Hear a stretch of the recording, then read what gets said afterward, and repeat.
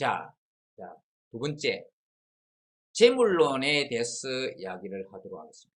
재물론, 전에도 이야기했지만, 재물론, 이렇게 볼 수도 있고, 재물론, 이렇게 볼 수 있습니다. 그러니까, 재물론 하면, 재물하면, 재는 가지런하게 하다, 똑같이 하다, 이 말이죠. 동사 목적으로서 사물을 가지런하게 한다. 그러니까 도의 입장에서는 모두가 가지런하고 평등하다. 도의 입장에서 만물이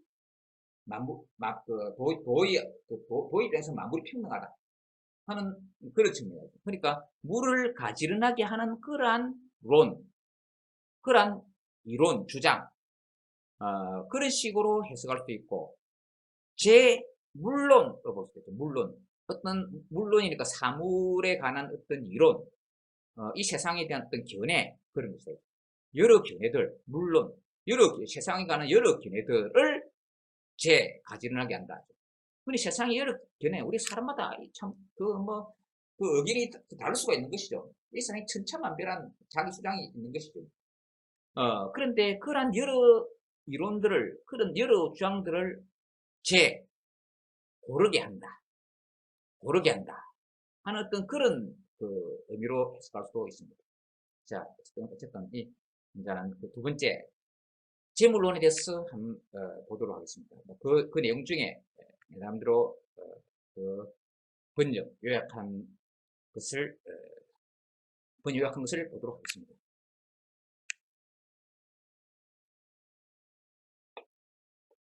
한번 사람으로 형상을 받아 태어난 이상 그것을 헛되이 없애지 않고 그것이 닿을 때까지 기다려야 합니다. 그런데도 세상 사람들은 외물과 거스르기도 따르기도 하며 그 인생을 말달리듯 살며 멈출 줄을 모르니 슬프구나. 또 평생토록 애를 쓰고 힘을 쓰지만 그 성공을 보지 못하고 고생하고 지쳐 있어도 자신이 돌아갈 바조차 모르니 슬프구나. 누가 죽지 않는다고 해도 소용없이 언젠가는 죽게 되니, 누가 죽지 않는다고 해도 소용없이 언젠가는 죽게 되니 그 죽음에는 몸도 마음도 함께 죽고만이 참으로 슬프다 할 것이다. 이 세상에 사는 사람들은 누구나 이 같은 어둠 속에 있는가? 나 혼자 그 어둠 속에 있고 다른 사람들은 그 어둠 속에 있지 않는 것이라 할 수 있는 것. 이 세상 사람들은 누구나, 사람으로 태어난 이상, 한번 사람으로 형상을 받아 태어난 이상 그것을 헛되이 없애지 않고 그것이 닿을 때까지 기다려야 한다. 그러니까 인생을 살아가야 된다. 그 인생을 살아가야 하는데, 그리고 또 언젠가는 또 죽는다. 언젠가는 죽으니 참 슬픈가? 그런데 이런 상황이 내 혼자 그런가? 다 그런가? 이전에 참 석가모니가 왜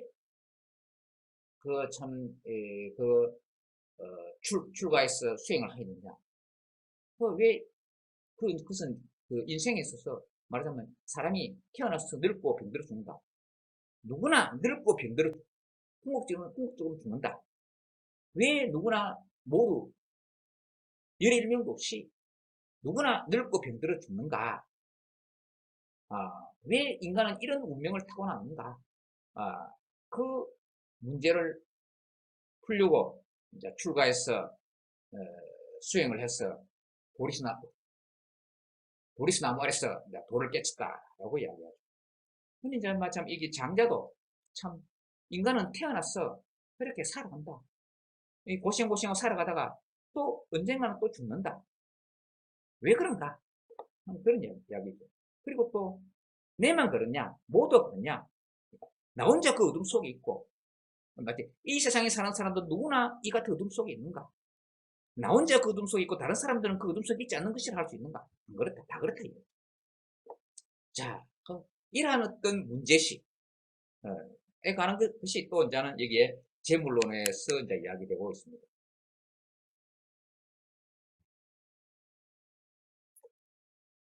만약 각자 자신의 주관적 마음, 성심, 이루어진 마음, 우리 오늘날의 현대 중국에도 앞에 성자가 붙으면 이래가지고 사물하면 어떤 우리가 기성품, 어떤 맞춤, 옷도 어떤 맞춤 옷이 아니고 기성복 같은 그런 표현 쓸 때, 앞에 성이라는 말이 있습니다. 그래 이미 이루어진 마음이다. 이미 이루어진 마음이기 때문에 주관적 마음이면서 선입견, 고정관념, 어, 그, 그런 것이죠. 선입견, 고정관념, 독단, 뭐 이런 것일 수가 있는 것이죠. 만약 각자 자신의 주관적 마음, 자신의 어떤 그 고정관념이나 선입견, 독단 같은 그런 마음, 그러한 성심에서 이룬 것을 따라서 그것을 스승으로 삼는다면 누가 스승이 없을 것이냐. 그랬으니까 만약 각자 자신의 성심에서 이룬 것을 따라서 그것을 스승으로 삼는다면 누가 스승이 없을 것인가. 그렇죠. 다 자기 자신의 주관적 마음 다 있는 것이죠. 그것을 스승으로 삼다는 것은 그것을 기준으로 원칙으로 삼다 얘기죠. 그럼 누가 스승이 없을 것이냐? 누가 기준과 원칙이 없을 것이냐? 전부 다 자기 생각만 옳다고 볼 수 있다 얘기죠. 그런데 어리석은 자도 있어서 마음을 제대로 이루지도 않고 시비를 따진다면 궤변을 논할 수도 있으니 신묘한 우임금이라도 해결할 수 없다.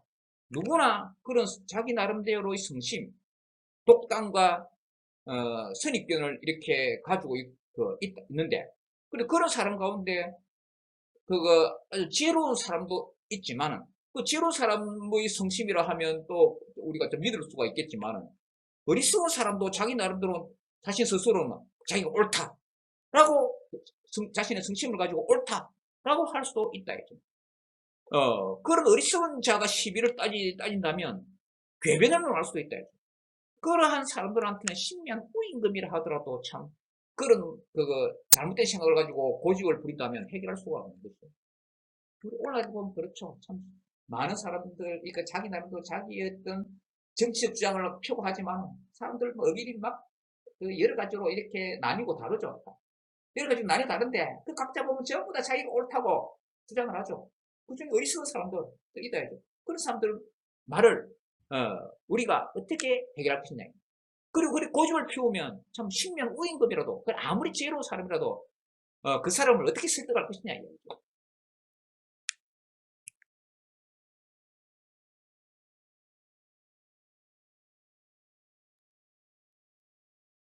만물은 저것이라 하지 못할 것도 없고 이것이라 하지 못할 것도 없다. 저것과 이것은 서로 아울러 나는 것이다. 그러니까 우리 이 세상에 참 여러 견해가 있을 수 있는 거죠. 여러 견해가 있을 수 있는데 그 이상 존재라는 것도 이미 이제 어떤 견해 이전에 이 만물은 저것이라 하지 못할 것도 없고 이것이라 하지 못할 것도 없다. 저것도 있고 이것도 있다. 근데 그것은 다 도의 입장에서는 다 동등한 것이다. 도의 입장에 다 동등한 것이다. 근데 참 우리 세상 사람들은 자기가 자기가 이것이 있으면 이것을 기준으로 하고 저것이 있으면 저것을 기준으로 하고 그 자기의 입장에 따라서 자기 나름대로의 어떤 고정관념이나 이제 선입견이 이제 생기게 되는 것입니다. 그렇지만 만물의 입장, 그렇지만 도의 입장에 봐서는 만물은 저것이라 하지 못할 것도 없고 이것이라 하지 못할 것도 없다. 전부 다 만물의 각자 존재는 도의 기준으로 보면 다 평등하다 이야기입니다. 저것과 이것은 서로 아울러나는 것이다. 다 도에 의해서 아울러나는 것이다. 그렇지만 아울러나면서도 아울러 죽으며 아울러나며 그래 존재도 모두 같이 나고 같이 죽고 그 다음에 그러니까 막 아울러나면서도 아울러 죽으며 아울러 죽으면서도 아울러나며 그리고 또 이제 견해에 있어서도 아울러 가하면서도 아울러 불가하고 아울러 불가하면서도 아울러 가하다. 모든 존재가 존재 나름대로의 다 존재 이유가 있고 그리고 당위의 측면에 있어서도 가하다 불가하다 하는 것도 어떤 특정 관점에 설 수는 없다는 이야기입니다. 옳음으로 인해 그름이 있고 그름으로 인해 옳음이 있다. 각자가 전부 내가 옳다 라고 주장하고 상대편은 그러다 하지만은 각자 서로 입장이 있다. 그러니까 내가 옳다고 이야기하는 그것으로 인해 가지고 또 거기에 맞지 않는 또 그름이 있고 또 어떤 그러다는 것으로 인해 옳음이 있다. 상대적이다. 상대적이기 때문에 절대적으로 뭐 어떤 것을 이야기할 수가 없다. 해석은 절대적인 것을 이야기할 수 있다. 그러면 일상 모든 만물은 상대적이고 절대적인 기준이라고 하는 건 도의 입장이다. 도의 입장. 그래서 성인은 특정 관점에 기준하지 않고 하늘의 비추 오름을 판단한다. 이 하늘의 비추 오름 판단하는 것은 성인은 특정 관점에 기준하지 않는다. 그래서 성인은 특정 관점에 기준하지 않는다 하는 것은 만물 각자의 상대적 관점에 기준하지 않는다는 이야기죠. 하늘의 비추 오름을 판단한다 하는 것은 도의 관점에서 판단한다는 그런 이야기죠. 그러면 이것도 저것이고 저것도 이것이다. 도의 입장에서는 이것도 저것이고 저것도 이것이다. 저것도 하나의 옳고 그름이고 이것도 하나의 옳고 그름이다. 과연 저 오름이란 것이 과연 저 오름이란 있는 것인가 없는 것인가? 과연 저 오름이란 있는 것인가 없는 것인가? 세상의 옳고 그름의 상대성을 넘어서는 것을 도추라고 한다. 추야말로 그 고리의 중심을 얻어 무응행한다. 추라 하는 것은 우리가 문에서 이제 이게 그 중심 있죠. 문은 우리가 쭉 이렇게 이제 하는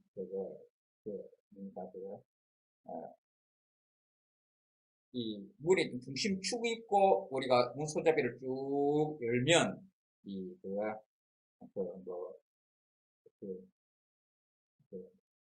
원을 싹 그리면서 이렇게 이제 문이 열리고 또 닫히고 하니까. 그러면 그 중심에 해당되는 부분이 있다.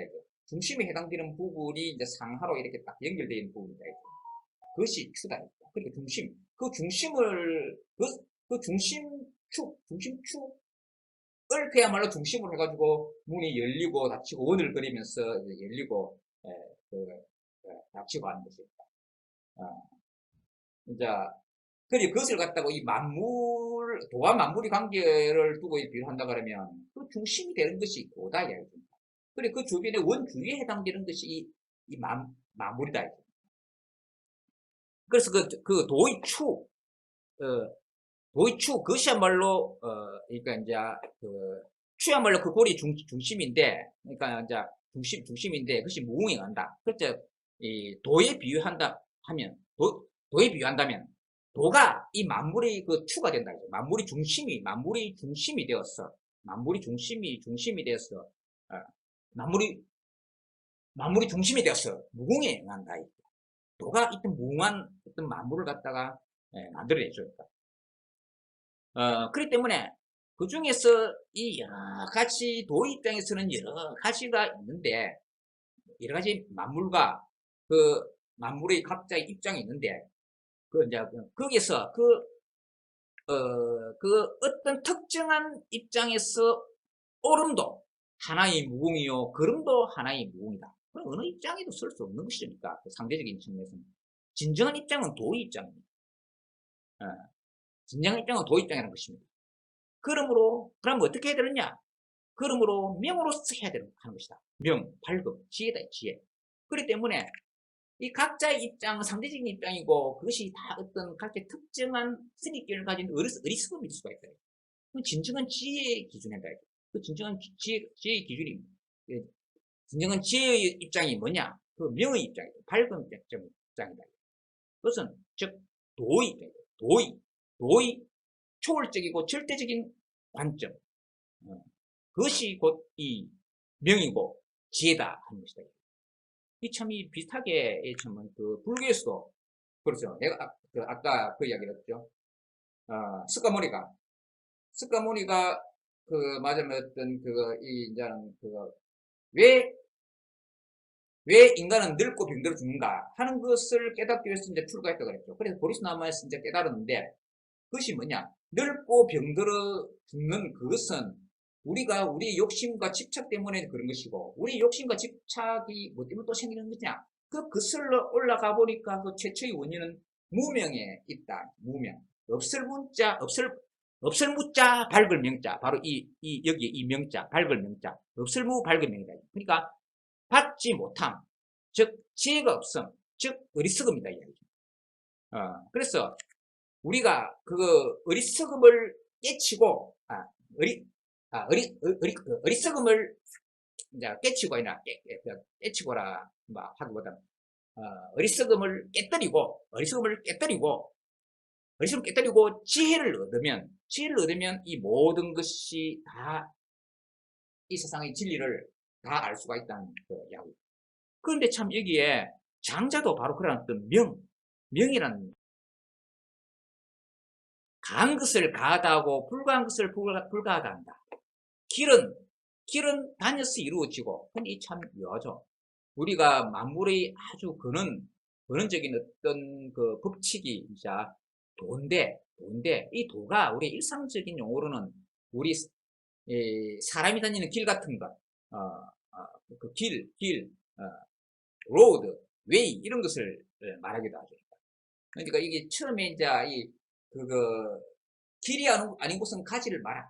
길이 아닌 곳은 가지를 마라. 우리 길이 있는 대로 가야 된다. 옛날에 군대에서 최전방 참 GOP에서 근무했는데 양쪽에 막 지뢰 갇혔습니다. 우리가 늘 하는 말이 길이 아니면 가지를 마라. 길 아닌 곳에 가면 뭐 지뢰가 있고 하기 때문에 길이 아니면 가지를 마라. 그게 그러니까 길로만 가라. 그리고 원래 이 도라는 것은 원래 처음에는 길이는 어디죠? 길로 가야죠. 길 아닌 곳에 가면 안 된다. 이제 우리가 그냥 이 세상상의 생활상에 어떤 사람이 다니고 하는 그 길로만 가야 되는데, 그 길로만 가야 된다 할 때 그 길을 간다 하는 그것에서 약간 추상화되어서 사람이 가야 할 길이라는 의미로서, 추상적인 의미로서 그 도덕의 기준, 도덕 법칙을 이제 말하기도 합니다. 우리 인간이 행복한데 도덕 법칙에 따라야 된다 하는 것. 그것이 사람의 길이다. 도덕적 길이다.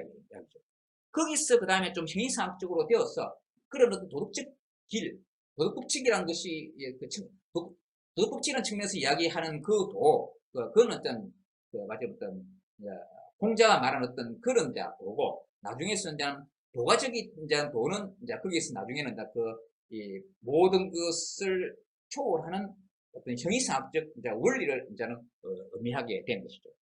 그렇지만은 그 어느적 유래는 우리가 다니는 길, 거기에서 이제 유래가 된 것이죠. 그래서 여기서도 도 이렇게 하지만은 이 도가적인 입장에서는 원래부터 쓰이는 어떤 길이라는 그 의미와 도가에서 말하는 형이상학적 원리의 의미가 중첩적으로 이렇게 이제 나타나는 것이죠. 길은 다녀서 이루어지고 사물은 그렇게 불러서 그러한 것이다. 어째서 그런가? 그러하다 하니 그러한 것이다. 어째서 그러하지 않는가? 그러하지 않다 하니 그러하지 않는 것이다. 이 세상이 전부 다 우리가 사회적 약속 같은 것에 의해서 이제 그렇게 이제 이루어지는 것이죠. 사물에는 본래 그렇게 규정된 바가 있고 가하다고 규정된 바가 있다. 그러하지 않다 할 사물도 없고 가하지 않다 할 사물도 없다. 뭐 특정한 기준이 없다 이죠. 이 세상 상대적인 세계에서는 특정하게 딱 확정할 수 있는 그런 것은 없다 이겁니다. 다 상대적이기 때문에. 그렇기 때문에 어떤 도의 관점에서 보면 이제는 모든 것이 평등하고 또 어떤 기준을 정한다 하더라도 도의 관점에서 봐야 되는데, 세상의 어떤 여러 만물들이 상대적인 관점에서 서면 그러하지 않다 할 사물도 없고 가하지 않다 할 사물도 없다. 다 정당할 수가 있다는 이야기입니다. 그러니 옆으로 놓인 들보나 위아래로 세워진 기둥이나 다 각자의 입장이 있다. 못생긴 이나 미녀 서식뿐 아니라, 옛날에 중국에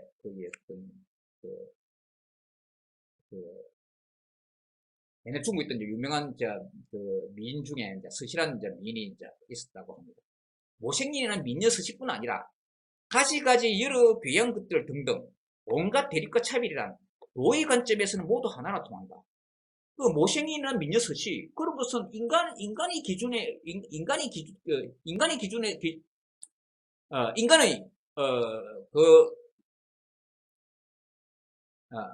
미적 기준에 의해서 이제 정해진 것이지, 도의 관점에서는 다 똑같다. 도의 관점에서는 모생이나 미녀 서식이나 다 똑같다.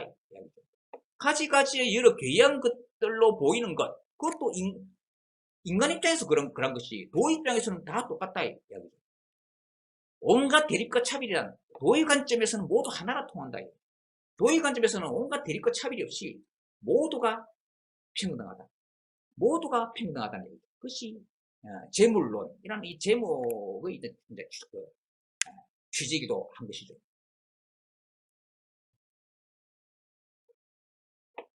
나뉜 것은 언젠가는 모여 이루어지고 모여 이루어진 것은 언젠가는 흘려서 없어진다. 만물은 본래 이루어짐도 흘림도 없으니 다시 하나로 통하는 것이다. 오직 통달한 이만이 하나로 통함을 한다. 도의관처럼 모두 하나로 통한다. 이를 위하여 쓰지 않고 용에 맡겨둔다. 이 용이란 용 스미며 그러니까 이 발음도 이제 같다는 얘기. 용이란 통함이고 통함이란 얻음이다. 딱 맞추어 얻으면 거의 가까워지리. 오직 이에 근거할 뿐이지만 그러하고도 그람을 알지 못하니 이를 일러 도라고 한다. 도 입장에서는 모두가 다 평등한데 이 상대적인 관점에서 보면 우리가 참 이 다양한 어떤 각자가 전부 다 이제 각자의 정당성을 다 주장하는 것이죠. 그렇지만은 도 입장에서는 통달한 이만이 이 모든 것이 하나로 통합을 한다. 그렇기 때문에 꼭 특정한 기준에서 특정한 입장에서 쓰지 않는다. 그냥 저절로 쓰이는 그런 용에 맡겨둔다. 용, 이 중용할 적에 이 용자 쓰는데 그 용인데 이 평범함 그런 의미도 가지고 있습니다.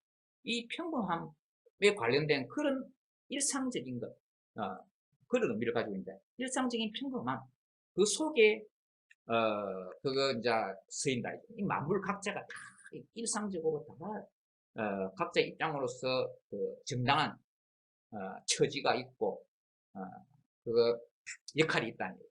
이제 거기에서 그렇게 쓰면 그렇게 쓰임이란 것이 모두 통한다. 통함이고 그 통하면 모두 각자가 자기의 역할을 얻음이 있다.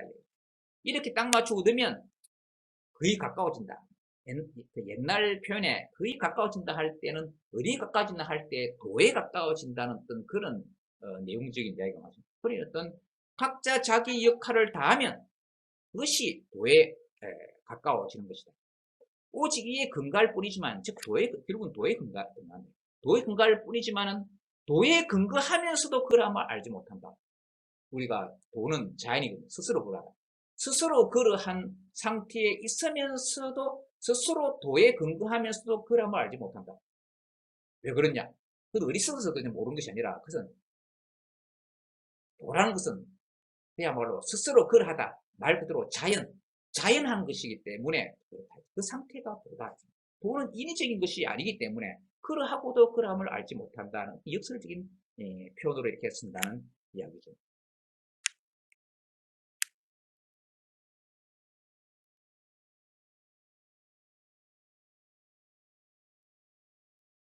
자, 유명한 조삼모사 이야기가 나옵니다. 여러분 조삼모사 다 알죠? 바로 그 장자에 나오는 말입니다. 그, 이제 그 장자가 물론 지어낸 이야기죠. 어쨌든 장자가 자신이 이야기를 하기 위해서 이제는 설정한 이야기죠. 유명한 조삼모사 이야기. 정신을 수고롭게 하여 억지로 하나로 만들려 하지만 본래 그러한 것들이 같은 것임을 알지 못하는 것을 조삼이라고 합니다. 아침의 세계. 무엇을 조삼이라 하는가? 어떤 원숭이를 기르는 사람이 그의 원숭이들에게 도토리를 주며 아침에 3개, 저녁에 4개, 조삼이 모사. 여기 이제 요 글자는 통상 우리가 막자로 말막자인데 이 중국어도 이렇게 그 어르적으로 역사적으로 이제 변해왔죠. 그래 옛날에 이제 뒤에 갈수록 이제 이게 다양하게 여러 한자가 생기는데 여러 글자가 생기는데 이제 이전으로 갈수록 이제 한자 수가 적고 나중에 그 이후로 갈수록 이제 한자가 이제 많아지는 거죠. 왜냐하면 그 인간의 이제 사고가 이렇게 말하자면 사고 영역이 확장되면 그 표현하는 이제 사고 영역이 확장되면 이제 개념도 많아지고 그 개념에 해당되는 그 이제 언어도 많아지기 때문에 이제 글자 수가 이렇게 늘어나는데 이제는 초창기에는 이 글자 하나로서 말막자 하는 막자의 의미도 가지고 그 전형모자의 의미도 가졌습니다. 그러다 나중에 이 글자인 저녁 모자가 그냥 따로 생겨서 저녁이라는 의미는 이제 이 글자가 이제 담당을 하게 됐다고 볼 수 있습니다. 이제 여기서는 말하자면 이제 나중에 이 저녁 모자를 전담하는 이 글자가 생기기 전에 이 글자가 이제 문맥에 따라서 이제 저녁의 의미를 이제 그거 저녁의 의미를 띠게 되는 이제 그런 경우입니다. 그래서 여기서 이제 말막자로 해석하는 게 아니라 저녁 모자로 이제 해석하는 것이죠. 그런데 이제 훗날에 이제 이 저녁 모자가 생기고 나서는 우리가 오늘날에는 조삼모사 할 때 이 모자는 나중에 생긴 글자인 이 글자 정모를 전담하는 이 글자를 이제 오늘날 이제는 쓰고 있는 것이죠. 아침에 세계 저녁에 내게 그렇지만 이제는 장조 어머니는 조삼이 모사 할 적에 이 저녁모자 해당되는 글자로 이제 이 글자를 썼다는 이야기. 조삼이 모사 아침에 세계 저녁에 내게 조삼이 모사 아침에 세계 이고 이는 말리을 자로서 이제 여기서는 말리을 자는 엔드 또는 바스 의미를 지니고 있는데 여기서는 엔드 얘기죠. 문맥에 따라서 해석하는데 여기서는 어떤 엔드 얘기죠. 아침에 세계 이고 저녁에 네개 라고 하였다. 그러자 원숭이들이 모두 화를 내길래 그러면 아침에 4개, 저녁에 3개, 조사이 모삼 라고 하니 원숭이들이 모두 기뻐하였다고 한다. 명과 실이 변하지 않았는데도 희로의 감정이 작용한 것이다. 자, 그러니까 말하자면 어떤 아침에 3개, 저녁에 4개나 아침에 4개, 저녁에 3개나 하루 전체로 봐가지고는 말하자면 일당으로 치면 다 지금 7개죠. 7개. 다 7개 같은데도 우선 많이 주는 이제는 원숭이들이 높은 가치를 이제 둔다는 이야기입니다. 근데 명과 실이 변하지 않았다 이야기입니다. 그러니까 실제 내용이 이제 다 변하지 않았다 이야기입니다.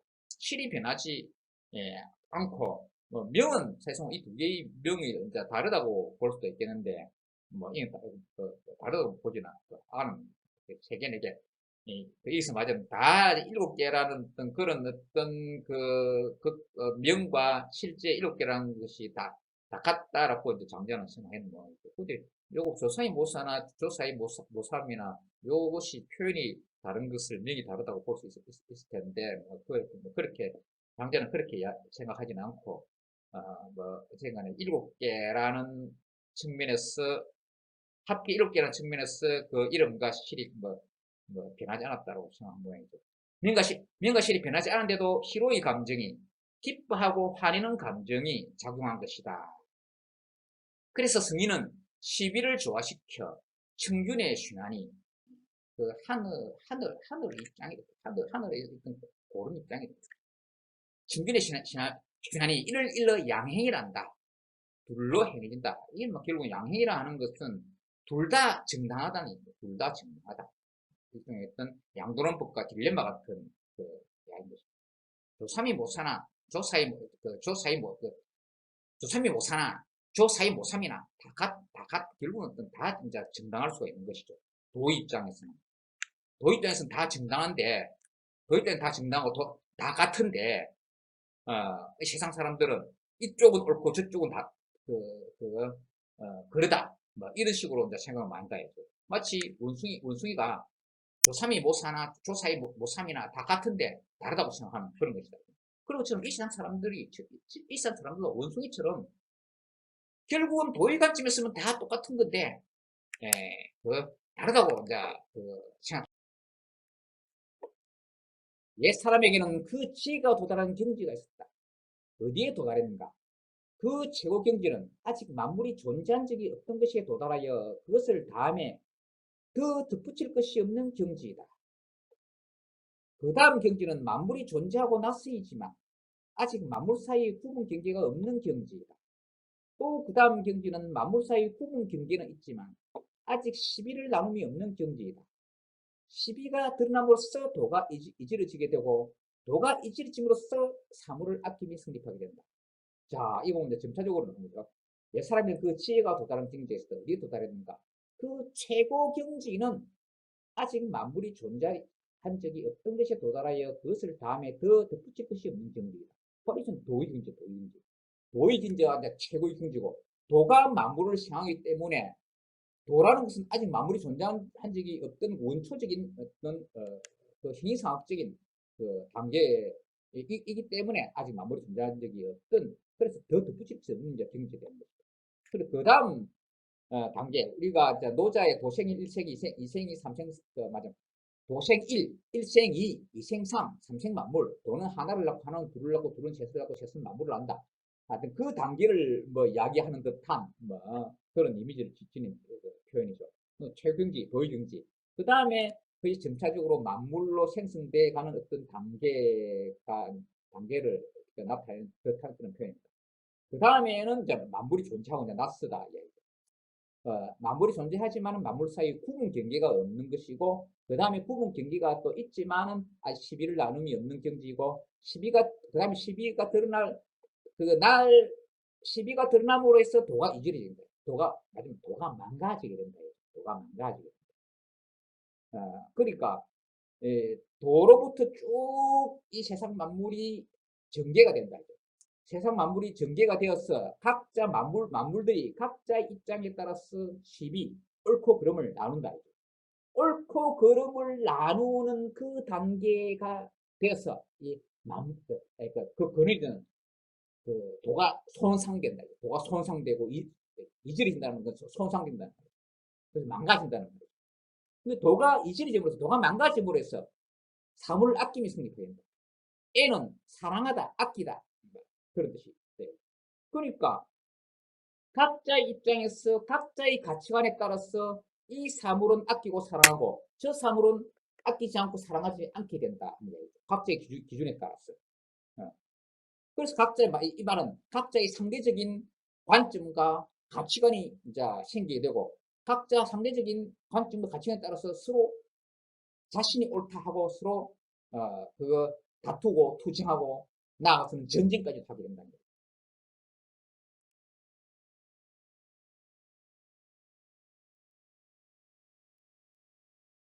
이제 말이란 것을 한다고 하면 그것이 이것과 같은지 같지 않은지 알 수 없다. 같음과 같지 않음이 서로 마찬가지로 같은 것이라면 저것과 다른 점이라는 없는 것이다. 그럼에도 한번 말이란 것을 해보자. 처음이 있다면 그 처음이 아직 없을 때가 있을 것이고, 저 처음이 아직 없을 때가 있을 것이다. 있음이 있고 없음이 있다면 있음과 없음이 아직 시작하지 않음이 있으며, 저 있음과 없음이 아직 시작하지 않음이 있는 것이다. 그럼에도 갑자기 있음과 없음을 거론하면서도 있음과 없음이 과연 무엇이 있음이고 무엇이 없음인지도 모르는 것이다. 이제 내가 어떤 것을 언급한다면 나에 의해 언급된 대상에 대해 과연 언급함이 있는 것인가, 과연 언급함이 없는 것인가를 알지 못할 것이다. 자, 이는 그 도의 원초적인 상태, 우리가 노자가 말한 도를 도라고 할 수 있는 것은 영원한 도가 아니다 라고 이야기할 때, 그 참 말로 표현할 수 없는 도를 참 이런 식으로 여러 가지로 이렇게 참 묘사했다고도 이렇게 볼 수가 있죠. 천하의 추호, 보통 이 글자를 썼지만 보통 이게 이제 털호자를 써가지고 이랬어요. 천하의 추호, 이것은 이제 가로 안에 있는 이 추호의 뜻이라는 이야기입니다. 가을틀. 이것은 맞아, 우리가 짐승이 틀을 갈 때, 이제 가을에 이제 틀을 간다. 이제 겨울을 나기 위해서 이제 틀을 가는데, 그 가을 틀이 아주 이제 작은 것을 이야기할 때 그 가을 틀이라고 이제 이야기를 하죠. 그래서 아주 전혀 없는 것을 갖다 추워도 없다, 이런 식의 표현을 쓰죠. 그러니까 추워는 아주 작은 것을 이렇게 말하는 비유죠. 천하의 추호의 끝보다 더 큰 것은 없나니. 그러니까 아주 작은 것인데 역설적으로 반대로 아주 작은 것보다 더 큰 것은 없다라고 이렇게 이야기하는 거죠. 역설적으로. 천하의 추호의 끝보다 추호만 하도 추호만 해도 작은데 그 추호의 끝은 더 작죠. 추호만 해도 작은데 추호의 끝은 더 작죠.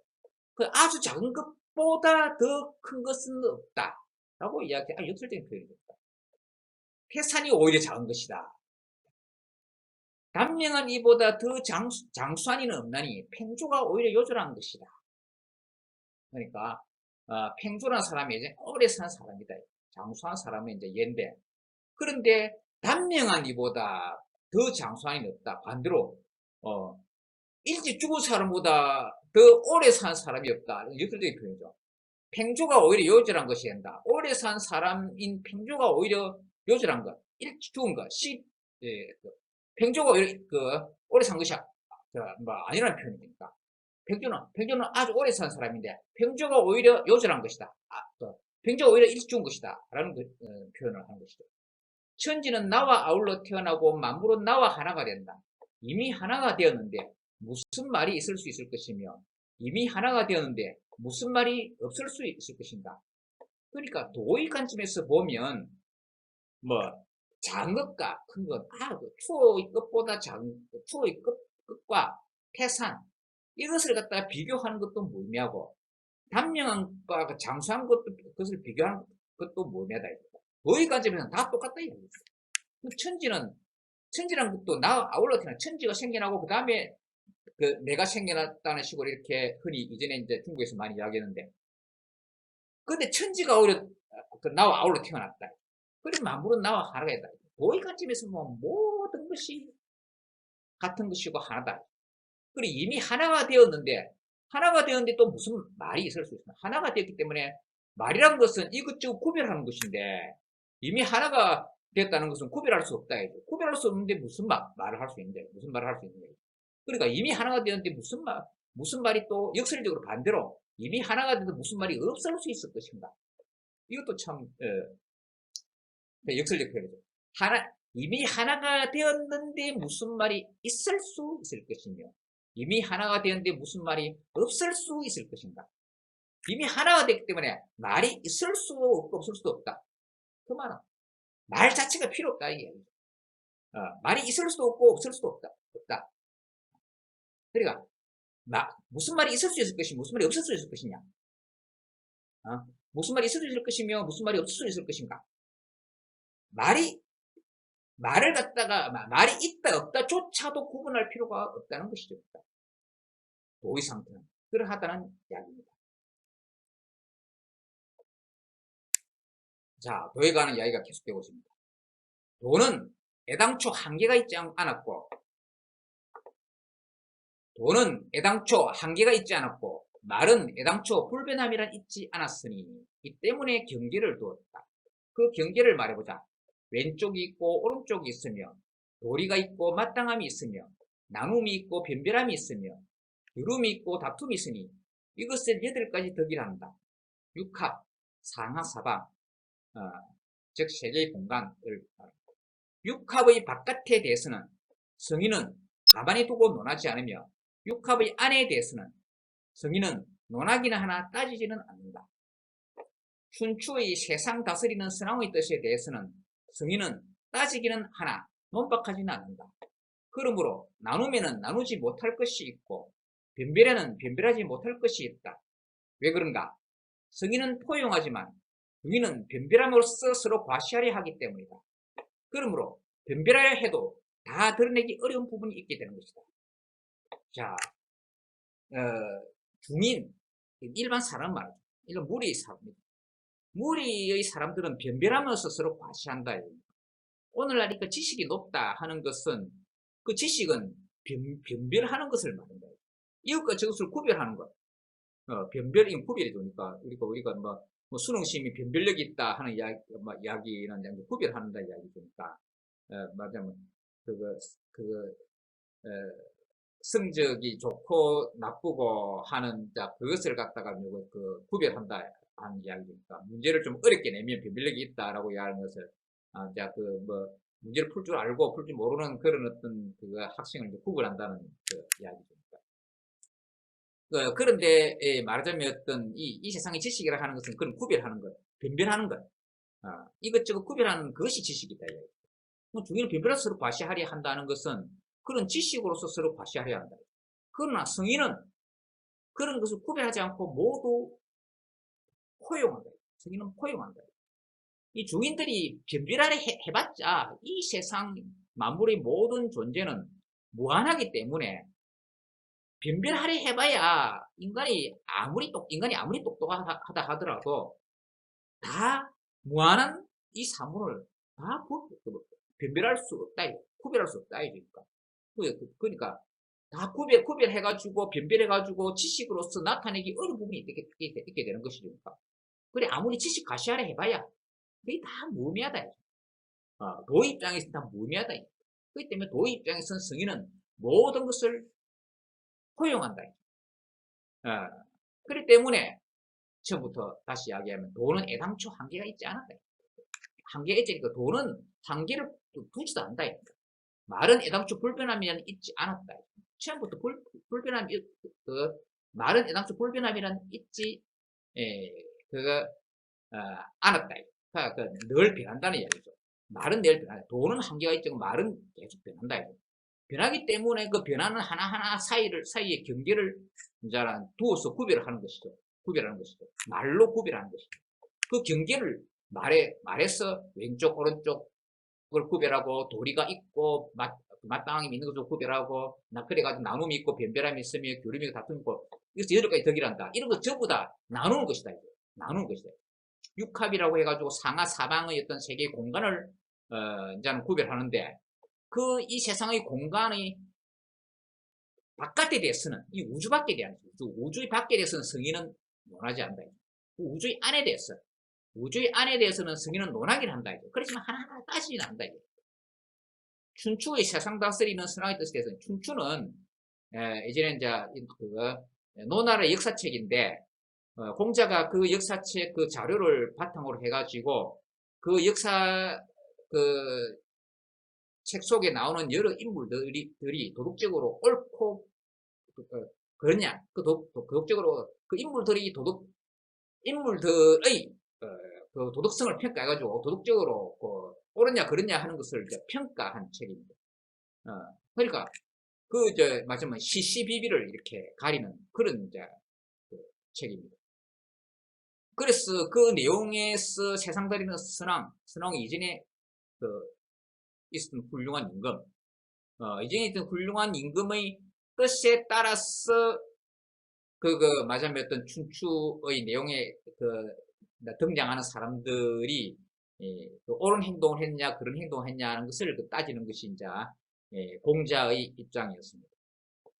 그런데 성인은 따지기는 하나 여기서는 이제 성인은 이제는 공자라고 볼 수도 있고 아닐 수도 있는데 마찬가지로 춘추에 있어서 그 내용을 따진 사람이 이제 공자이기 때문에 그럼에도 불구하고 도가에서는 공자를 갖다가 비판하고 좀 빈정대고 하는 어떤 그런 식의 표현을 많이 이제 썼기 때문에 이 성인이 공자인지 아닌지 불명확합니다. 그런데 어쨌든 간에 성인은 따지기는 하지만 논박하지는 않는다. 하나하나 춘추라는 책 보면 누가 어떤 행동을 했다, 누가 어떤 행동을 했다 해가지고 그것을 따지기는 합니다. 그렇지만 그것이 뭐 어떤지 해가지고 논박을 또 안 하는 그 측면이 많습니다. 그런데 이것이 참 과연 이 공자에 대한 이야기인지 하는 좀 불분명합니다. 그러므로 나누면은 나누지 못할 것이 있고 변별에는 변별하지 못할 것이 있다. 그러니까 다 나누고 변별하고 하는 그런 시도를 한다 하더라도 그럴 수 있는 것도 있고 그럴 수 없는 것도 있다. 왜 그런가? 아까 처음에 다시 이야기한 대로 성인은 이 모든 것을 도 입장에서 포용한다. 이 성인과 앞에 이 성인이 이 성인과 그 위에 성인이 같다면 참 이건 참 애매모호한 측면이 있습니다. 왜냐면 춘추에 대해서 독재 평가를 내린 사람이 육아에서 성인으로 표현하는 공자인데, 근데 여기서 말하는 장자가 말한 또 도가적 성인인지 아닌지 참 불분명합니다. 그리고 어쨌든 간에 전반적인 취지로 봐서는 도가적 입장에서의 성인은 도 입장에 서서 모든 것을 포용하고 어, 이 세상의 중인들은 막 이것저것 따지고 변별한다는 이야기입니다. 그 변별해봤자 이 세상의 모든 존재는 무한하기 때문에 다 드러내기 어려운 부분이 있게 되는 것이다 라는 것입니다.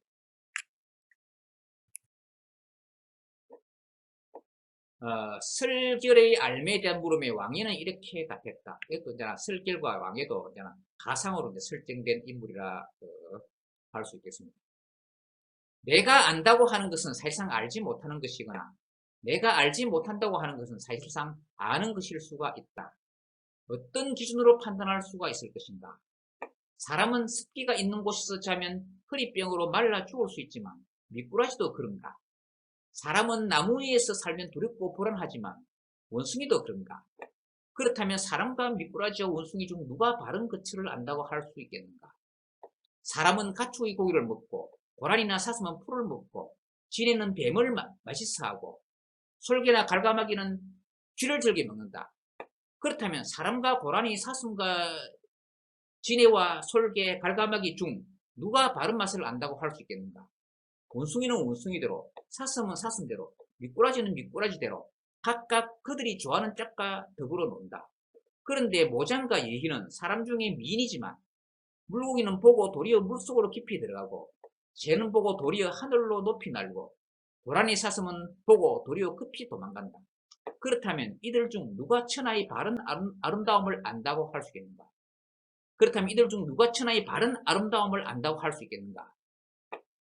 그러니 내 관점으로는 인의의 기준이나 시비의 과정은 모두 혼란스럽기만 하니 내가 어찌 그 구분을 알 수 있겠는가? 자, 이거 보십시오. 이거 우리가 통상 우리가 생각하는 가치관은 인간의 가치관이죠. 인간을 기준으로 해가지고 어디에 살고 무엇을 먹고 또 누가 아름답고 하는 자는 그런 식으로 판단하는데 다른 존재 인간 아닌 다른 존재 입장에서는 다르다 하는 이야기입니까? 인간이 미인이라고 생각하는 그 사람을 보고 물고기는 도리어 물속으로 깊이 들어가고 새는 보고 도리어 하늘 높이 날고 고라니 사슴 보고 도리어 급히 도망간다. 그러니까 우리는 전부 인간을 기준으로 해가지고 가치 판단을 이렇게 하지만은 도의 관점에서는 인간이나 다른 존재나 다 똑같다 이야기입니다. 근데 인간은 인간의 관점에서 생각하는 그런 가치 기준을 가지고 있다 이죠. 그렇기 때문에 도의 관점에서 봐서 인간의 관점이 과연 옳다고 볼 수 있겠는가? 라고 생각해 볼 수가 있다는 이야기죠.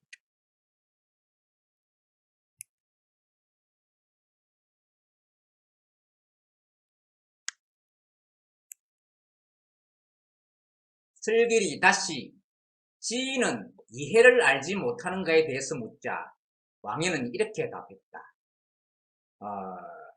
설길과 왕예의 이제 대화가 이제 계속되죠. 지인은 장자가 이야기하는 이상적 존재, 도의 경지에 있는 존재, 그런 존재죠. 그런 존재는 이해를 알지 못하는가. 이익과 손해, 특히 이제는 세속에서의 어떤 그런 이익과 손해를 이제 이야기한다고 볼 수 있죠.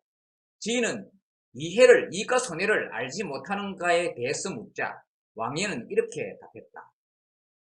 지인은 참으로 신묘하다. 큰 높이 있는 초원이 불에 타도 그를 태울 수는 없고 아무리 큰 강이 얼어도 그를 울게 할 수는 없고 아무리 무서운 우레가 산을 깨뜨리고 바람이 바다에 휘몰아쳐도 그를 놀라게 할 수는 없다. 지인은 운기를 타고 이르를 타고 사해의 밖에 온다. 삶과 죽음에도 변함이 없는데 하물며 이해의 끄트머리겠는가? 하물며 이익과 손해의 끄트머리겠는가?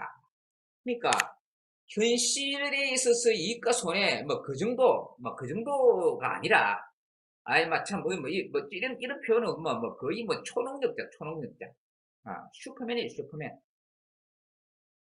그런데 이제는 그 정도가 아니라 운기를 타고 구름 기운이죠. 구름 기운. 운기를 타고 해와 달을 타고 사해, 동서남북 사해, 동서남북의 바다. 그런데 옛날에는 이제 동서남북 사해라 하면 바다 라는 의미보다도 이 세상, 온 세상을 말합니다. 온 세상, 온 세상을 말한다. 그 밖에 논다, 우주 밖에 논다는 말 그 이야기입니다. 그러니까 삶과 죽음에도 변함이 없다. 삶과 죽음을 초월했다는 이야기죠. 그러니까 삶과 죽음도 초월했는데 하물며 이익과 손해의 끄트머리, 이익과 손해의 끄트머리겠는가 하는 이야기입니다. 그런데 이런 식으로 이야기하면 아주 뭐 초능력을 가진 그런 존재다라고 생각할 수가 있는데, 그러나 이것은 다 뭐 일종의 그냥 수사라고 볼 수 있습니다. 뭐 실제 뭐 슈퍼맨, 뭐 초능자처럼 뭐 그런 뭐 능력을 가진 존재, 어, 라는 어떤 그런 신비적 존재, 라기보다는 하여튼 뭐 일종의 정신경지라고 할 수 있습니다. 정신경지. 경지로서 이 모든 세속적인 것을 초월하고 초탈했다 하는 것을 이렇게 이제는 표현했다라고 이렇게 볼 수도 있습니다. 모든 것을 초월하면 상과 중도 초월한다. 상과 중을 초월한데 뭐 이익과 손해 정도야. 그거 뭐 말할 필요도 없다. 상과 중을 초월하고 모든 이 세상의 어떤 상황을 갖다가 다 초월한다는 이야기죠. 그 정신경지지, 뭐, 육체적으로 뭐 그런 능력이 있다. 라고 이렇게, 뭐, 하기는 난 어렵다고 생각합니다. 정신적 경지가 아주 대단하다. 그런 의미로 뭐, 이해해.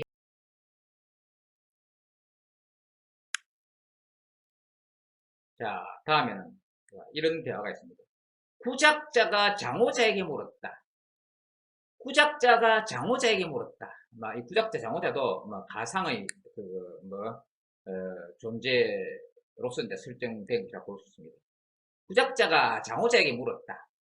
선생님께서 승인은 세속적인 일에 종사하지 않고 이익에 나아가지 않고 손해를 피하지 않고 추구하는 일을 기쁘게 여기지 않고 도에 근거하지도 않고 말함이 없으면서도 말함이 있고 말함이 있으면서도 말함이 없으며 때 묻은 세상 밖에서 노린다고 말씀하시면서도 그것을 거무맹랑한 말로 여기시지만 저는 오묘한 도를 행하는 것이라고 생각하는데 어떻게 보십니까?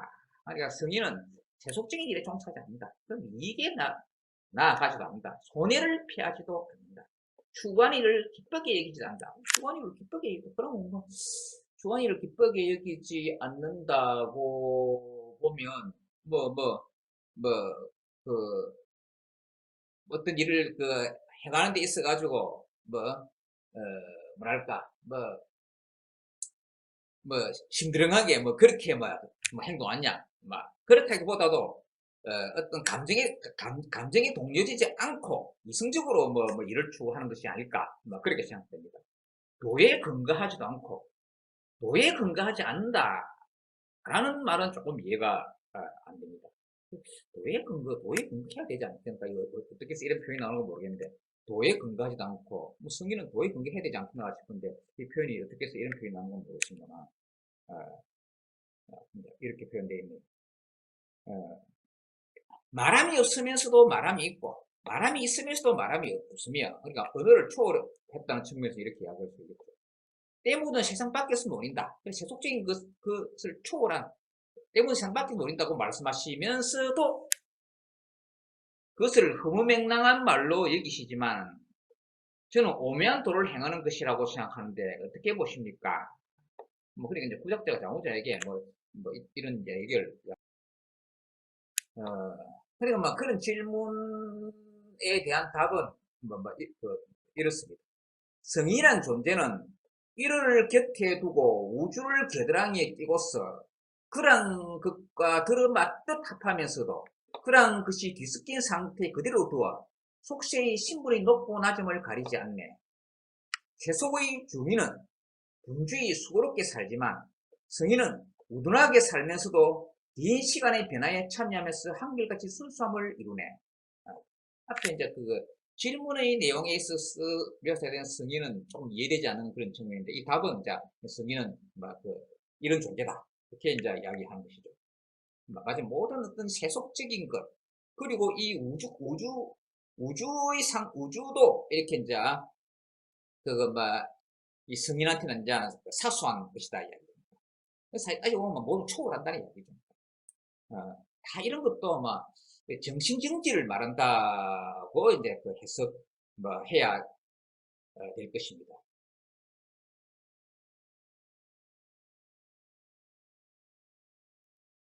자, 다음에는 이제 삶과 그 죽음에 관한 그 태도, 어, 그 사생관, 생사관, 삶과 죽음, 생사, 죽음과 삶, 사생, 삶과 죽음, 생사관에 대해서 이제 이야기한 그 내용입니다. 아, 참, 내용이 좀 재밌고도, 좀 유명한, 이제, 그 이야기입니다.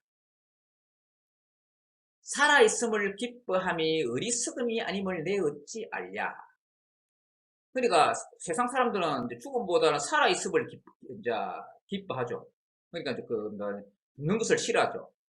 그런데 살아있음을 기뻐함이 뭐 오히려 그것이 어리석음이 아님을 내 어찌 알랴. 그게 뭐 어리석다는 이야기죠. 살아있음을 기뻐하는 그런 태도는 어리석다. 또 반대로 죽음을 싫어함이 고향집을 잃고 돌아갈 곳을 알지 못하는 것이 아님을 내 어찌 알랴. 죽음을 싫어한다. 죽음을 싫어하는데 근데 고향집을 잃고 돌아갈 곳을 알지 못하는 것. 고향집을 잃고 돌아갈 곳을 알지 못하는 것은 이제는 그 방황하는 것이죠. 그것이 아님을 어찌 알랴 라고 하니까 그 방황하는 것이다 이야기죠. 죽음을 싫어한다는 것은 그 방황이다 이야기입니다. 그러니까 죽음을 싫어하는 것이 방황이기 때문에 방황하지 않고 고향집으로 이제 돌아가야 되고 고향집으로 돌아가는 것이 그 이제 죽음이기 때문에 그 죽음을 싫어할 필요가 없다는 것을 이제 이야기하고 있다. 맞으면 살아있다고 기뻐할 것도 아니고 죽는다고 싫어할 것도 아니다. 라는 그 이야기다. 우리 참 이 일반적으로 그 세속의 사람들은 살아있음을 기뻐하고 죽는 것을 싫어하죠. 그래서 죽음에 대한 두려움 때문에 뭐 종교가 뭐 생겨났다 하는 이야기도 있습니다. 그런데 이제 이 도가적인 관점, 여기 이제 장자적인 관점 뿐만 아니라 뭐 유가적인 관점도 그렇고 중국의 이전의 어떤 사상가들의 어떤 생사관이 대체적으로 이러합니다. 마치 어떤 죽고 난 후에 사후세계를 어, 그, 그 이야기하면서 그 이제는 그 사후세계가 어떻다 그래 천국과 지옥이 있다 등등 이런 식으로 그 이야기하는 그런 그 종교들이 있는데 중국의 이전의 사상가들은 그런 식으로 이제 생각하지 않는다는 이야기입니다. 그러니까 삶과 죽음이라 하는 것이 그냥 어떤 존재의 그 상태의 변화에 이제 불과하다라고 생각을 합니다. 죽고 나서 뭐 천국과 지옥 같은 데가 있어가지고 거기에 뭐 간다 하는 것이 아니라 그 존재의 그냥 그 두 상태다 이거죠. 삶도 존재의 한 상태고 죽음도 존재의 한 상태다 이거죠. 그러니까 뭐 살아있는 거나 죽어 있는 거나 그냥 상태의 차이일 뿐, 별 차이가 없다는 그 관점이죠. 그래서 살아있다고 기뻐할 것도 아니고, 죽는다고 뭐 싫어할 것도 아니다. 라는 이야기입니다. 그리고 죽는 것도 무슨 어떤 우리 공포스러운 그런 것이 아니라 그냥 고향집으로 돌아가는 것이다. 그래서 사실 이 장자에서뿐만 아니라 그 열자라는 어떤 책에도 이제 그런 식으로 되어 있다. 우리가 이 삶이라 하는 것은 그냥 고향집에서 나와서 여행하는 것이다. 여행하는 것이고 그 죽음이라는 것은 다시 그 고향의 자신의 집으로 돌아가는 것이다. 그렇기 때문에 뭐 두려워할 것도 없고 그냥 그 자신의 집으로 돌아가는 것이다. 라는 어떤 그런 이제 이야기를 한다. 그러니까 이 장자에 나오는 어떤 이런 관점이나 열자에 나오는 관점이나 비슷하다는 이야기입니다. 자, 다음의 내용이 아주 이제 재미있는 어떤 표현인데, 여희는 에라는 곳의 국경지기의 딸이었네. 어떤 여희라는 어떤 여자가 있었다 이야기입니다. 그런데 처음 진나라에 끌려갔을 때는 뭐 그러다가 어떤 이제는 진나라에 이제 이웃 나라인 진나라에서 이제는 침략을 해가지고 진나라에 끌려갔습니다. 그러니까 진나라에 끌려갔습니다. 진나라에 처음 진나라에 끌려갔을 때는 이제 뭐 고국에서 고향집에서 떠나니까 슬피 울며 눈물로 옷깃을 적셨지만 왕의 처소에 이르러서는 왕과 함께 편안히 자고, 그러니까 저는 이제 왕의 여자가 이제 된 모양이죠. 왕의 여자가 이제 됐다는 이야기입니다. 왕의 처소에 이르러서 왕과 함께 편안히 자고 맛난 음식을 먹고 나서는 자신이 왜 울었던고 하고 후회하였다. 그러니까 처음에는 고국과 고향집을 떠나고 부모를 떠나고 가족을 떠나고 이렇게 할 때는 저는 슬피 울었는데, 막상 임금의 여자가 되고 나니까 아유 호의호식 하고 하니까 이래 참 이 좋은 생활인데 내가 왜 여기 오기 싫다고 그리고 울고 불고 했던가 라고 후회하였다. 자, 여기서 무엇을 말하려고 하는가 하면, 그러니 저 죽은 자도 죽기 전에 왜 살기를 그렇게도 바랐던가 하고 후회하지 않으리라는 것을 네 어찌 알랴. 그리고 우리가 지금 죽은 후의 세상을 몰라서 그렇지, 혹시라도 죽고 나서의 세상이 이 삶의 세상보다 더 좋은 세상이 아니라고 우리가 어떻게 장담을 하겠느냐 하는 이야기죠. 그래서 우리는 안 죽어봐서 모르는데 죽고 나서 보니까 죽고 났을 때가 이 살아있을 때보다 더 좋네. 내가 왜 그렇게 안 죽으려고 발버둥 쳤던가 라고 생각할지도 모른다 이죠. 이 죽음의 상태가 삶의 상태보다 더 좋은데 내가 왜 안 죽으려고 그렇게 했던가 하는 것을, 즉 왜 살기를 그렇게 바랐던가 하고 후회하지 않으리라는 것을 네 어찌 알랴. 그러니까 죽음의 상태가 삶의 상태보다 더 좋을지도 모른다. 그런데 우리가 뭣도 모르고 삶을 기뻐하고 죽음을 싫어할 수도 있다. 그럴 가능성도 있다. 라는 그 이야기다. 말하자면 여희라는 여자가 그전에는 뭣도 모르고 집을 떠나지 않으려 했는데 왕과 함께 살면서 호요식 하고 나서는 참 내가 왜 여기 오기를 싫어했던 여기 오니까 이렇게 좋은데 라고 하는 것처럼 말하자면 어떤 그냥 고향집을 떠나기 전과 떠나고 나서 왕과 함께 사는 어떤 그런 것을 두고 이제 비유적으로 말해서 그것을 삶과 죽음에 이제는 대응해서 이제 비유한 것이다 이야기입니다. 그러니까 여희라는 그 여자가 말하자면 어떤 집을 떠나기 전과 떠나고 나서 그 다음은 왕과 함께 살 때 그런 상태가 삶과 죽음의 상태의 차이와 마찬가지일 수가 있다 하는 어떤 그런 이야기죠. 그래서 말하자면 어떤 하나의 어떤 비유를 들어서 생사관을 이야기했다라고 또 비슷한 취지의 이야기가 계속됩니다. 꿈에 즐겁게 술을 마시던 자는 아침에 꿈을 깨서는 슬피 운다. 꿈에 슬피 울던 자는 아침에 깨어나서는 즐겁게 사냥을 가기도 한다. 그러니까 꿈꿀 때 상태하고 깨어나서의 상태하고 이렇게 다양하게 이렇게 다를 수가 있다는 이야기입니다. 꿈꿀 때는 그것이 꿈임을 알지 못하여 꿈속에서 꾼 꿈의 기룡을 점치다가 깨어나서는 그것이 꿈임을 안다. 크게 깨어남이 있고 난 후에야 그것이 큰 꿈이었음을 알지만 이 대각이라고 읽기도 하고, 뭐 학설에 따라서는 꿈 깨다 할 때는 뭐 교로 읽는다 해가지고 대교로 뭐 읽는다라고 하는 학설도 있습니다. 그 깨어남이 있고 난 후에야 그것이 큰 꿈이었음, 대몽, 그것이 큰 꿈이었음을 알지만 어리석은 자들은 스스로 깨어있는 것이라고 여기면서 세상 일을 흔히 안다고 여긴다. 이런 말을 하는 나도 그리고 너도 모두 꿈을 꾸고 있는 것이며 내가 너에게 꿈을 꾸고 있다고 말하는 것도 역시 꿈이다.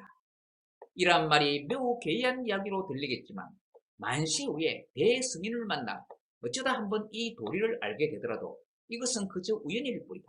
자, 이 취지는 우리가 참 삶의 이 세상 이것이 꿈일 수도 있다. 꿈일 수 있다. 우리가 죽음이란 것은 이 꿈에서 깨어난 것일 수도 있다. 물론 그 반대일 수도 있겠죠. 그러니까 우리가 또 그 살다가 또 죽는 것이 또 꿈꾸는 것이 있고 그게 왔다 갔다 뭐 할 수도 있다고 볼 수 있다. 근데 사실상으로는 흔히 이야기할 때는 주로 이제 이 삶을 꿈이라고 이야기하는 겁니다. 삶을 꿈이라고. 그러니까 우리가 두려워하는 그 죽음의 상태가 본래의 상태고 그 죽음의 상태가 본래의 상태인데 그 상태에서 꿈을 꾸어서 이 삶의 상태가 있고 이것이 꿈인줄도 모르고 있다 하는 이야기죠. 그러다가 깨어나 보면 이게 꿈이었구나 이제 하는데 그것이 죽음의 상태인데 그냥 죽음의 상태로 이제 죽음의 상태로서 꿈에서 깨어난 정도에 불과하고 뭐 두려워할 것도 아니다 이야기입니다. 그러니까 오히려 삶의 상태가 우리가 좀 꿈속에 있는 그런 상태가 아닌가. 맞으면 실제의 상태가 아닌 것이 아닌가. 요즘 무슨 가상세계, 사이버 세계, 뭐 이런 식으로 하지만 우리가 지금 이 삶의 상태에 있는 이것이 우리는 진짜 세계라고 리얼한 우리가 우스갯소리로 레알 이래 이야기인데 리얼한 그 리얼한 세상인 것으로 우리는 생각하고 있지만은 우리 삶 자체가 혹시 꿈은 아닐까? 라고 생각해 볼 수도 있다는 이야기죠. 자, 그 다음에는 이거 참 우리가 앞에 이야기가 있는 과정에서 각자 자기의 견해가 옳다라고 하는 것. 이 세상 사람들은 도의 관점이 있지 않은 이 세상 사람들을 말합니다. 도의 관점이 있지 않은 이 세속적인 세상 사람들은 다 자기만 옳다라고 생각할 수도 있다. 앞에 그것을 성심, 그런 이야기죠. 자기만의 생각, 그러니까, 선입견, 고정관념, 도구망, 즉, 독단, 이런 생각을 가지고 자기가 옳다라고 이야기할 때. 그래서 우리가 얼마나 오늘 이 여러 사람들이 어떤 스스로 자기가 옳다고 이렇게 논쟁을 벌입니다. 우리가 그냥 일상적으로 친구하고도 논쟁을 벌일 수 있고, 주위에 여러 사람하고 논쟁을 벌일 수 있습니다. 그러면서 각자 자기가 옳다고 다 주장을 하겠죠. 그리고 오늘날 우리 한창 첨예한 그런 논쟁은 또 뭡니까? 이 정치 논쟁이 정치. 좌파 우파 나누고, 진보 보수 이렇게 나눠서 서로 옳다고 찌고 뽑고 논쟁을 벌이죠. 극단적인 마지막 투쟁을 하죠. 그래서 서로가 옳다 이야기하죠. 그러나 누가 옳다라고 도대체 누가 판정을 할 수 있을 것인가 하는 어떤 그런 측면을 지금 이야기하고 있습니다. 가령 내가 그대와 빌로를 했다고 하자. 그대가 나를 이기고 내가 그대를 이기지 못했다고 한다면 과연 다시 봅시다. 가령 내가 그대와 변론을 했다고 하자. 그대가 나를 이기고 내가 그대를 이기지 못했다고 한다면 그대가 과연 옳은 것이고 내가 과연 그런 것이 되는가. 반대로 내가 그대를 이기고 그대가 나를 이기지 못했다고 한다면 내가 과연 옳은 것이고 그대가 과연 그런 것이 되는가. 한 사람은 옳고 한 사람은 그런 것인가. 아니면 둘 다 옳거나 둘 다 그런 것인가. 나와 그대는 모두 알 방법이 없다. 그렇다면 누구에게 공정한 판정을 부탁할 수 있을까? 만약에 그대와 같은 견해를 가진 사람에게 판정을 부탁한다면 그는 이미 그대와 같은 견해를 가지고 있으니 공정할 수 없다. 만약에 나와 같은 견해를 가지고 있는 만약에 나와 같은 견해를 가진 사람에게 판정을 부탁한다면 그는 이미 나와 같은 견해를 가지고 있으니 공정할 수 없다. 그렇다면 나와 그대 모두와 다른 견해를 가진 사람에게 판정을 부탁한다면 어떨까?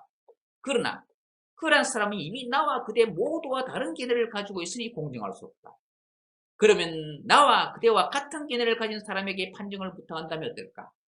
그러나 그러한 사람은 이미 나와 그대와 같은 견해를 가지고 있으니 공정할 수 없다.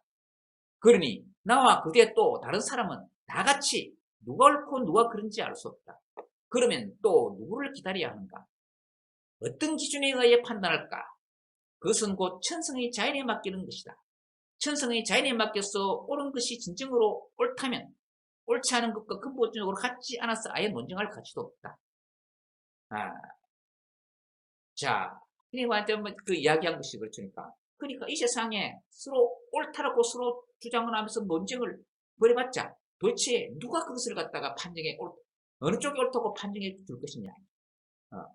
그리고 각자 자기가 옳다니까 제3자한테 물어도 또 그 사람 또 별다른 또 다른 하나의 이제 견해를 또 추구하기 때문에 어떻게 할 것이냐. 자, 그 판단의 기준은 어떻게 했냐?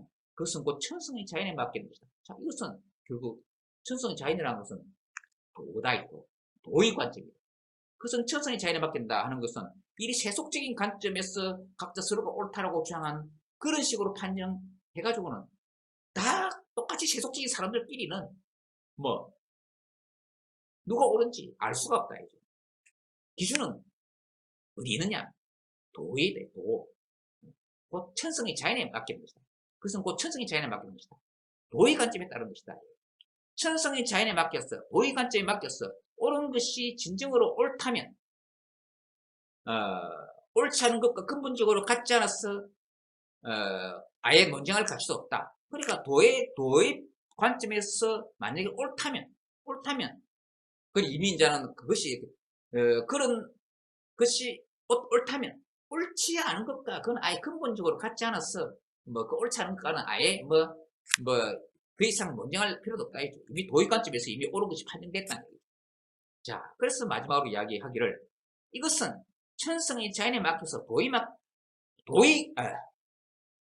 관점에 맡겨서 이것은 천성의 자연에 맡겨서 도의 관점에 맡겨서 세월을 잊고 시비를 잊어서 시비가 없는 경지에 노리면서 즉 도의 경지에 노리면서 무한히 넓은 시간과 공간에 자신을 맡기는 것이다. 이렇게 이야기를 했습니다. 망냥 옛날에 이렇게 썼는데 나중에 좀 저는 그 글자가 이런 글자도 이렇게 생겨서 후대에는 좀 이런 식으로 썼습니다. 망냥 그림자의 바깥쪽에 있는 옅은 그림자. 우리가 그림자가 있으면 그림자의 맨 바깥쪽에 그래 빛이 있는 쪽과 그림자가 있는 쪽의 경계선 점에 있는 그림자의 가장 바깥쪽에 있는 부분은 좀 약간 희미한 그림자가 됩니다. 그것을 망냥이라는 거예요. 망냥이 그림자에게 물었다. 자네는 아까는 가더니 지금은 멈춰 있다. 또 아까는 앉아 있더니 지금은 일어서 있다. 왜 그렇게 지조가 없나? 왜냐면 이제 그림자 맨 바깥쪽에 있는 것은 뭐 자신은 항상 그림자 따라가야 되겠죠. 그림자가 움직이면 그 맨 바깥쪽에 있는 경계선에 있는 희미한 그림자, 옅은 그림자인 망냥도 같이 따라가야겠죠.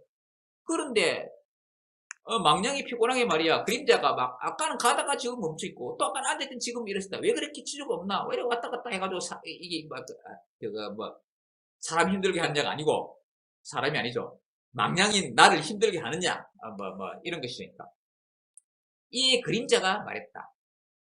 나에게는 의존하는 존재가 있어 그렇겠지. 그 의존하는 존재는 먼저는 그림자가 의존하는 존재는 망냥이 의존하는 존재는 이제 그림자인데 그림자가 의존하는 존재는 바로 그 실제 사물이죠.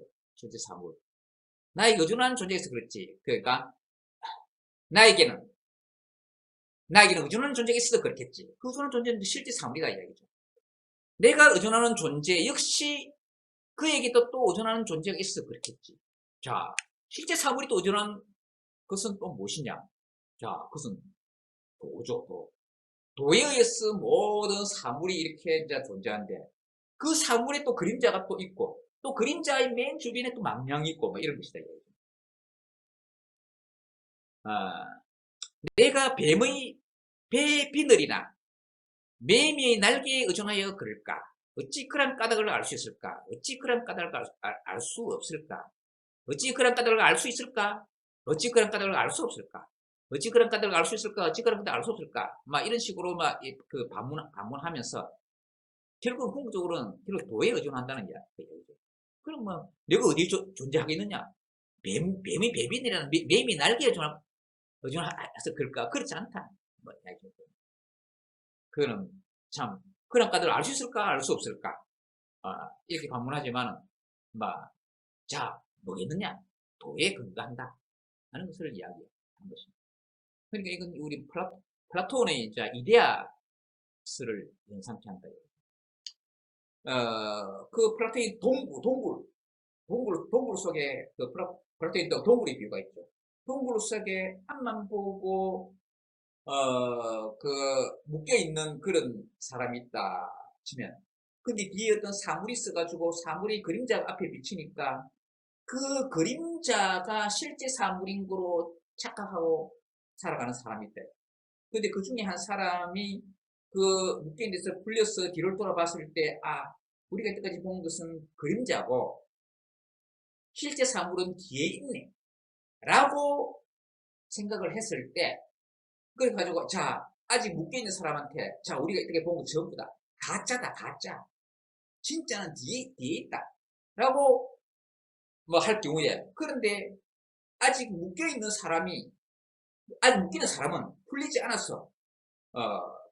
이제 뒤에 그런 사실이 있다는 것을 볼 수 없다. 라고 할 경우에는 오히려 사실을 아는 사람한테 이 무슨 소리냐, 미쳤나, 뭐 앞에 있는 저런 것이 진짜 사물이지, 이렇게 이야기할 수가 있다. 그러니까 진짜를 이야기해도, 즉 진리를 이야기해도 못 알아듣는 사람한테는 그 진리가 진리인지 모를 수가 있다. 그런데 맞아, 그 동굴에 비해서 근데 실제 사물 그것조차도 세상으로 동굴 밖으로 나갔을 때 찬란한 태양이 있는데, 그것조차도 찬란한 태양의 그림자이다. 태양의 그림자이다. 찬란한 태양은 뭐냐? 이데아. 그리고 현상 세계는 이데아의 그림자이다. 이데아의 그림자인데 또 이 그림자의 또 그림자가 또 앞에 있다. 자, 이렇게 말하자면 도에서 만들어진 실제 사물이 있는데, 그 실제 사물의 그림자가 있고, 그러니까 실제 사물은 도에 의존하겠죠. 실제 사물은 도에 의존하는데, 또 실제 사물은 도에 의존하는데, 또 실제 사물이 의존하는 또 그림자가 있다. 그 그림자는 또 실제 사물에 의존하겠죠. 또 그림자에 또 따라다니는 또 다른 또 변두리 그림자가 있는데, 그것이 망량이다. 그러니까 저는 그거 그림자에 또 의존하는 존재가 있다. 그것이 망량이다. 망량은 그림자에 의존하고, 그림자는 실제 사물에 의존하고, 실제 사물은 또 도에 의존한다. 그래서 모든 것이 궁극은 도라는 얘기죠. 조금 전에 어떤 그 플라톤의 동굴의 비유 같은 어떤 그런 취지와 좀 비슷한 측면이 있습니다. 자, 다음에 유명한 그 나비꾼 이야기. 한자 표현으로는 그 나비를 한자로 호접이라고 현대 중국에서 그대로 써가지고 굿예 하는데, 호접의 꿈. 그래서 호접梦, 굿예 멍, 호접梦, 나비의 꿈이라는 뜻입니다. 그러니까 장자가 나비가 된 꿈입니다. 유명한 얘기죠.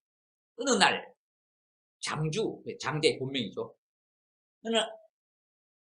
어느 날 장주가 꿈을 꾸는데 꿈에 나비가 되었었다. 너풀너풀 즐겁게 나는 나비가 되어 자유롭게 마음 가는 대로 날고 있었던 것이다. 자신이 장주라는 것도 몰랐다.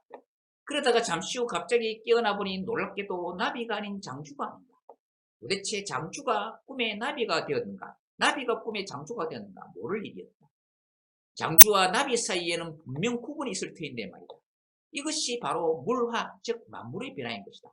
자, 이것은 바로 앞에 이야기한 이 삶이라고 생각하는 것이 이제 오히려 꿈이고, 그리고 이제는 다시 이제 이제는 꿈에서 깨어난 상태, 그것이 오히려 죽음이고, 죽음이 실제 상태고, 죽은 상태에서 꿈을 꾼 것이 삶의 상태일 수가 있다는 것과 이제 좀 관련 있는 이야기다. 그래서 삶과 죽음도 맞으면 어떤 그 죽음의 상태가 꿈을 꾸는 상태일 수도 있고, 꿈에서 깨어난 상태인 죽음의 상태가 본래의 상태일 수도 있다는 것이고, 여기서는 장주가 꿈의 나비가 되었는데, 그렇다면 장주가 꿈의 나비가 되었는지 나비가 꿈의 장주가 되었는지, 어느 쪽이 어느 쪽의 그 실제고 어느 쪽이 어느 쪽의 꿈이냐 하는 것을 잘 모르겠다 하는 얘기죠. 그런데 장주와 나비 사이에 우리가 어떤 구분이 있는 것 같기도 하지만은, 그러나 그것이 왔다 갔다 할 수 있는 것일 수도 있지 않냐. 꿈의 상태로서, 어느 한쪽의 꿈의 상태로서, 어느 한쪽은 우리가 꿈이냐 생시냐인데, 어느 한쪽은 생시고 어느 한쪽은 꿈일 수가 있다 이거죠. 근데 어느 쪽이 꿈이고 어느 쪽이 생시냐 하는 걸 어떻게 알 것이냐. 그런데 그 둘 사이에 물화, 만물이 변화의 상태에서 왔다 갔다 할 수가 있지 않겠는가 라고 생각할 수가 있는 것이다. 즉 이것은 삶과 죽음의 상태가 바로 이런 장주와 나비 사이에서 꿈을 꾸면서 왔다 갔다 하는 그런 상태의 변화의 관계가 아닐까라고도 생각해 볼 수 있다는 이야기입니다.